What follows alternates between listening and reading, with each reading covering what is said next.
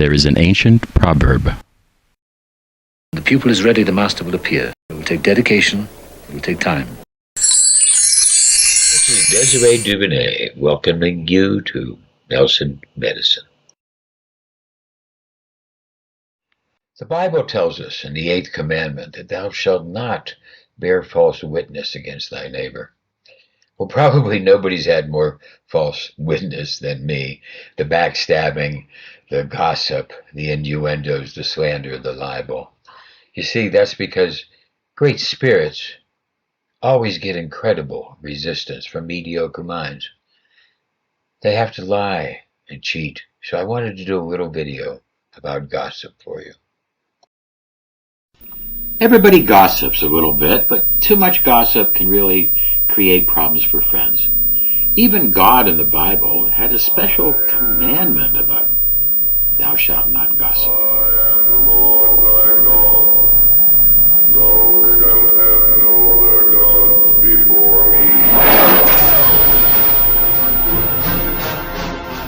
Is gossiping a sin? Yes. Father O'Rourke answered her. Yes. You've borne false witness against your neighbor. You've played fast and loose with his reputation, and you should be heartily ashamed.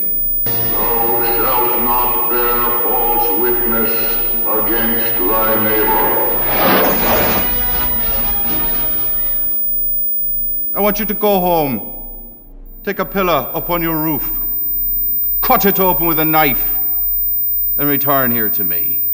So the woman went home, took a pillow off her bed, a knife from the drawer, went up the fire escape to her roof, and stabbed the pillow.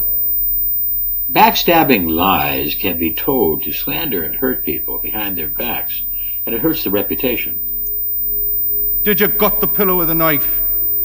He says. Yes, Father. And what was the result? Feathers, she said. Feathers, he repeated. Words and feathers are easily scattered, but not easily gathered up. And actually hurtful lies and slander, they're even harder to deal with because they can spread so quickly. They can spread around through the air, it seems, person to person, ear to ear, that these hurtful concepts, these lies, these slanders, they can affect things and affect people. They can help people to ruin their elections. They can cause people to ruin their lives. And they really can hurt, and we really need to pay attention and use critical thinking before we start telling lies. Now, I want you to go back and gather up every last feather that flew out on the wind. Well, she said, it can't be done. I don't know where they went. The wind took them all over. You see, people like to talk to relieve their boredom. And they like to talk about things. And when they talk about lies and rumors, they spread really quickly.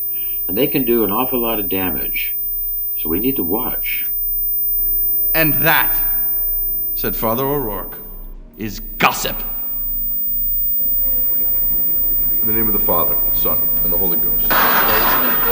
Say, I heard an interesting tidbit about Howard and Bernadette. Really, Amy? Gossip? I'm disappointed in you. Now. Evolutionary biologist Robin Dunbar has identified gossip as an aid to social bonding in large groups. Forgive my language, but poppycock. The human being is a social animal, and as a social animal, he wants to communicate, he wants to share, he wants to be able to network. And oftentimes, he will be spreading something that he might not even know is untrue. But communication and networking is a deep part of humanity. What if he's right? And by not participating in gossip, society breaks down into small feral bands of tattooed motorcycle riders fighting to the death over the last few cans of tuna fish. Fine. In the parlance of the urban music scene, what's the 411? Well, the bottom line is that people will gossip and people will talk, and they will talk behind people's backs. So we really try to get people to be more straightforward and not to say something that they wouldn't say to somebody's face. But that oftentimes is very difficult. People don't really want to do that. We all know about the womanizing and the drinking jags and the trips to Slander, but dirt is good for them. They want the dirt because they want to have something to print. I'd like to know what the hell is going on here. 20 million readers want the truth, Eddie. Truth, yes. Eddie? You're not getting married, it's just talk. Did everybody know about this but me? There's nothing to know, it's just gossip. So, what is the scuttlebutt? Anybody hear anything? Nothing? I got a little something. I don't know if I should say. So just keep it to yourself. Marty, you ain't gonna tell nobody about this, right? Oh, sure, Riz. Look, I'll take it to the grave, okay?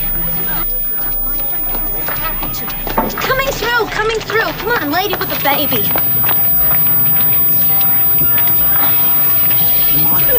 What's up? Stanley is having a midlife crisis. Stanley is having an affair. What?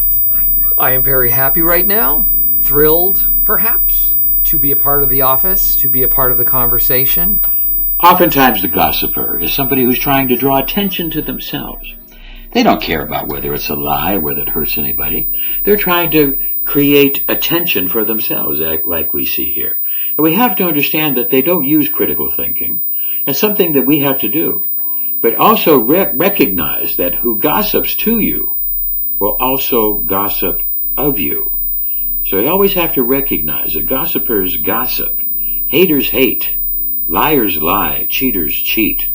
And we have to recognize to try to get around this.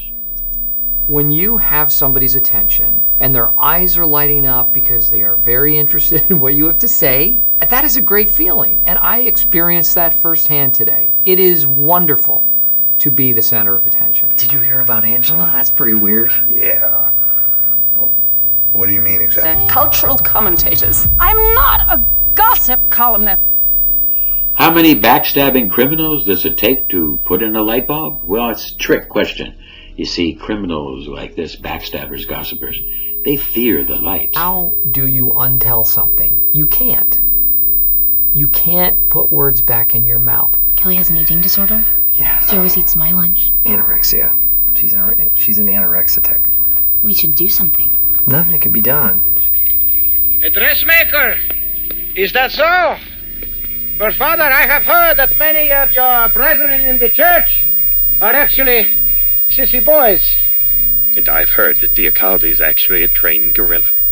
But who would believe such nonsense? Well, Yes, a lot of this is nonsense. We really need to use some critical thinking, apply some logic.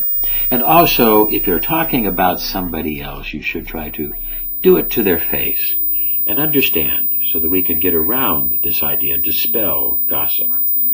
Has everyone heard a crazy rumor about themselves today? Yeah. You know what? Let's discredit these rumors. I need to do mine first. Who's been saying that there's another person inside of me, working me with controls? I heard that from Andy. I heard it from Aaron. How many small-minded bigots does it take to change a light bulb? Well, it's a trick question also. You see, small minds, they fear change. So this is what we need to recognize, is that gossips sometimes don't really know what they're doing.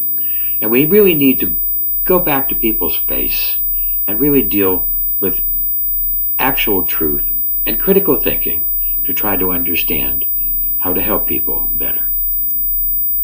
Wise, intelligent people seldom participate in gossip. They know better. People of honor, integrity, and ethics should not do this. They should not bear false witness. They should not gossip. If you want to say something about me, say it to my face. Have the honor, integrity. Let's do a conference call. If somebody's talking behind my back and you want to know the truth, let's do a simple conference call. And if we do a conference call, you'll see the truth come out. And the cockroaches will run to the wall when we turn on the lights. So let's do a conference call, and let's not let any type of gossip, any type of innuendo, any type of lies start to grow.